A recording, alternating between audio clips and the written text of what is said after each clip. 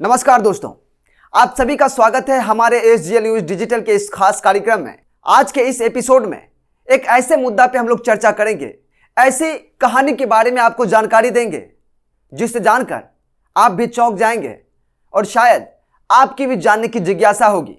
क्योंकि जिस तरह से लगातार सोशल मीडिया पे, हर टीवी चैनल पे कुछ दिनों से लगातार सिर्फ और सिर्फ एक ही चीज को दिखाई जा रही है, तो इससे हम कह सकते हैं कि ये मुद्दा कहीं ना कहीं बहुत ही जरूरी है आपको बताना।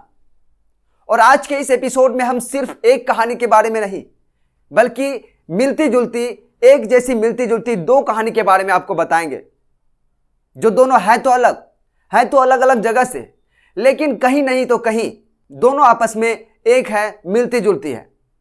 जी हां दोस्तों, आज हम पहली बात जो करेंगे वो SDM ज्योति मौर्य, जो इन दिनों काफी चर्चा का विषय बना हुआ है। हर किसी सोशल मीडिया पे, हर किसी टीवी चैनल पे आपको देखने के लिए मिल जाएगा। हम उसके बारे में चर्चा करेंगे। उसके बाद हम दूसरे नंबर पे चर्चा करेंगे सविता मौर्य के बारे में, जो SDM ज्योति मौर्य से बिल्कुल मिलती जुलती उनकी भी कहानी है। तो दोस्तों, सबसे पहले हम आपको बता देना चाहते हैं कि SDM ज्योति मौर्य जो PCS अधिकारी हैं, जो प्रयागराज में अभी PCS अधिकारी के तौर पर वो नियुक्त हैं, वो कार्यरत हैं, वो काम भी कर रही हैं, जो इन दिनों काफी चर्चा का विषय बना हुआ है, काफी चर्चा में है, जिसे जानने की जिज्ञासा हर किसी के मन में है। शायद आपके भी मन में होगी और आप भी इसे कई बार कई जगह पे, किसी सोशल मीडिया पे या किसी टीवी चैनल पे जरूर देख चुके होंगे। इनके बारे में आपको संक्षिप्त में जानकारी देना चाहेंगे कि आखिर इनका विवाद का जड़ क्या है, इस पे क्या कुछ हो रहा है और आगे क्या कुछ होने वाला है। दोस्तों, आपको बता दें कि PCS अधिकारी ज्योति मौर्य की शादी 2010 में होती है। उनके पति का नाम आलोक मौर्य होता है। जो शादी के कुछ दिनों तक सब कुछ ठीक ठाक चलता है, लेकिन इस रिश्ते में विवाद तब पैदा होती है जब ज्योति मौर्य एक आम इंसान से, एक साधारण सी लड़की से एक PCS अधिकारी बन जाती है, कि SDM के पद पर नियुक्त हो जाती हैं। तब इनके रिश्ते में एक खाई पैदा होने लगती है। आपको हम थोड़ा पीछे ले जाना चाहेंगे। जब उनके परिवार के द्वारा उन्हें पढ़ाया लिखाया जाता है, काफी मेहनत मशक्कत करने के बाद जो उसे पढ़ाया जाता है, इस काबिल बनाया जाता है कि वो एक SDM बन सके। इसके पीछे उनके पूरे परिवार की, उनके पूरे ससुराल वाले की मेहनत होती है। उनके पति की सबसे ज्यादा अहम भूमिका होती है और पूरी की पूरी मेहनत, वो खुद एक कर्मचारी का काम करके चंद रुपये कमाते हैं। उसके बाद अपनी बीवी का, अपनी पत्नी को पढ़ाने का जो है कि जज्बा रखते हैं और उसे SDM तक का सफर के साथ जो है कि कदम से कदम मिलाकर वो चलते हैं और उसे SDM बनाते हैं। लेकिन जब SDM वो बन जाती है तो किसी तीसरे अधिकारी जो होमगार्ड के कमांडेंट है मनीष दुबे, उनके अफेयर हो जाता है। उसके बाद जो उनके रिश्ते में विवाद पैदा होने लगता है और वो फिर आलोक से तलाक तक चाहती हैं, अपने बच्चों को मिलने तक नहीं देते हैं। जिसके बाद आलोक, उनके पति जो है वो मीडिया में आते हैं और रो रो कर सभी दास्तां बताते हैं और लोगों के जहन में इस कदर ये बात बैठ जाती है कि उसके बारे में जानने की हर कोई जिज्ञासा रखते हैं और इसके बारे में जानकारी चाहते हैं। और कहीं ना कहीं आलोक मौर्य के साथ ये बहुत गलत हुआ। लेकिन इस बात को स्पष्ट हम अभी कुछ नहीं कह सकते, क्योंकि इसमें कोई भी बातें सामने नहीं आई, क्योंकि जो PCS अधिकारी ज्योति मौर्य जिसके ऊपर आरोप लगा है, वो अब तक कोई भी खुलासा इसको लेकर के नहीं किए हुए हैं। तो इस बारे में हम बहुत ज्यादा कुछ कह नहीं सकते हैं। वहीं पे मनीष दुबे भी आरोप प्रत्यारोप, इन तीनों के बीच आरोप प्रत्यारोप का दौर जो है कि जारी है। लगातार एक दूसरे पे बयानबाजी हो रही है, लेकिन PCS अधिकारी से पूछने के बावजूद वो किसी मीडिया चैनल, किसी न्यूज चैनल में अब तक कोई खुलासा नहीं किए हैं। उनका कहना है कि हम कोर्ट में इस बात को जाहिर करेंगे कि आखिर सही क्या है, सच्चाई क्या है। वो लगातार जो है कि अपने पति आलोक मौर्य पे हमलावर है और उसे गलत साबित करने पर तुली हुई है और लगी हुई है और उसे गलत बता रही है।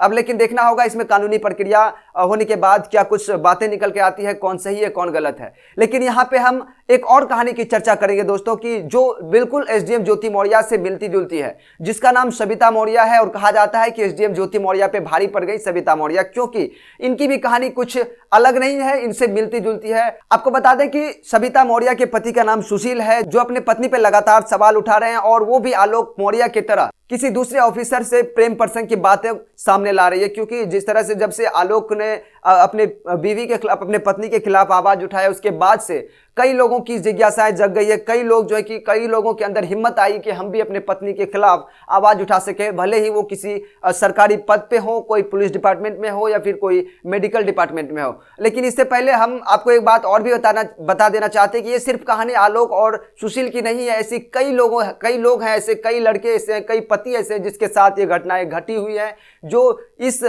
पीड़ा को सह रहे हैं। लेकिन अपनी बात को मीडिया में या फिर लोगों के बीच रखने में सक्षम नहीं है, नहीं रखना चाहते हैं। किसी को बदनामी की डर है तो किसी को किसी और चीज की।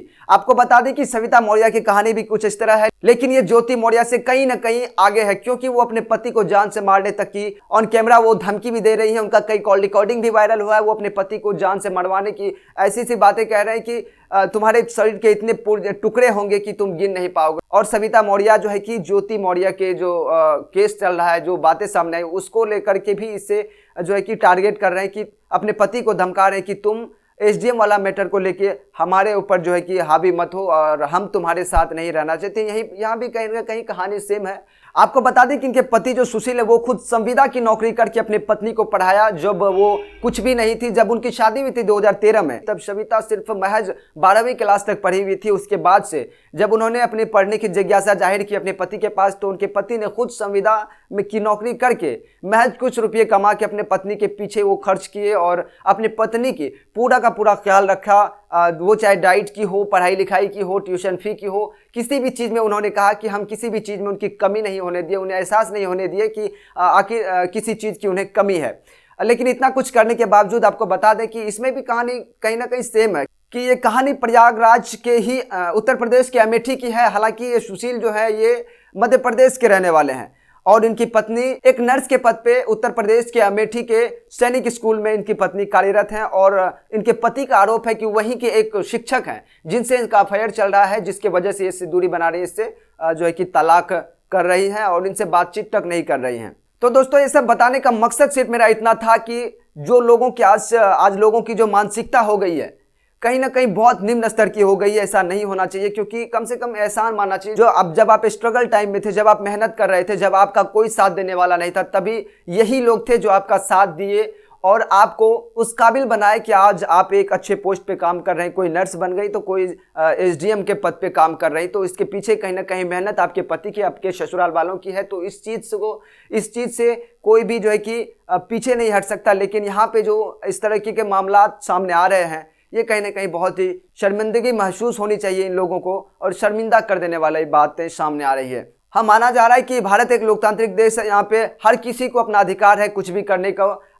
कोई भी किसी से मिल सकता है, किसी से बातें कर सकता है, कहीं भी जा सकता है, कहीं भी घूम सकता है। लेकिन इस तरह से नहीं होना चाहिए। कहीं ना कहीं ये लोगों के निम्न विचार, निम्न मानसिकता को दर्शाता है, घटिया सोच को दर्शाता है। तो ऐसे घटिया सोच से उभरने की ज़रूरत है। हम लोगों को इससे आगे बढ़ के लोगों की मदद करने की ज़रूरत है और जो हमारे पीछे हमारे बुरे वक्त में हमें साथ दिया उसके साथ कदम से कदम मिलाकर चलने की ज़रूरत है।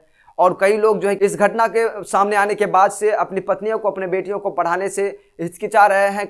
कई लोग हैं जो बाकायदा इस बात को खान सर ने मीडिया में आकर कहा है कि इस घटना के सामने आने के बाद उससे काफ़ी नुकसान हुआ है। कई लगभग 50 से 60 ऐसे पति हैं जो अपनी पत्नी को कोचिंग इंस्टीट्यूट से अपना नाम कटवा कर अपने घर लेके चले गए हैं, क्योंकि उन्हें भी डर है, कहीं ना कहीं उनके दिल में भी खौफ है कि हमारे साथ भी कहीं ना कहीं ऐसा हो सकता है। इसलिए लेकिन आप सभी से हाथ जोड़ के विनती है कि आप लोग ऐसा ना सोचें, क्योंकि हर किसी का माइंडसेट अलग अलग होता है। हर कोई लड़की, हर कोई लड़का या कोई भी जाति विशेष, कोई भी व्यक्ति, हर किसी का माइंडसेट एक जैसा नहीं होता, हर किसी का सोच अलग अलग होता है।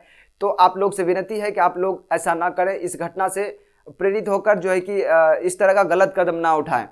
आप सभी से अनुरोध है कि आप सभी अपने बहन बेटियों को पढ़ाएं, लेकिन उसे अच्छी शिक्षा दें, उसे अपने वैचारिक गुणों के बारे में बताएं, अपने सामाजिक कार्यों के बारे में बताएं और जो समाज में अच्छाई है, बुराई, उसका जो है कि फ़र्क उसे जो है कि समझाएं, ताकि वो गलत कदम ना उठाए, गलत रास्ता ना पकड़े। बाकी आप लोग इसके बारे में क्या सोचते हैं, अपना राय कमेंट बॉक्स में जरूर दीजिएगा। मिलते हैं अगले वीडियो में, तब तक के लिए जय हिंद।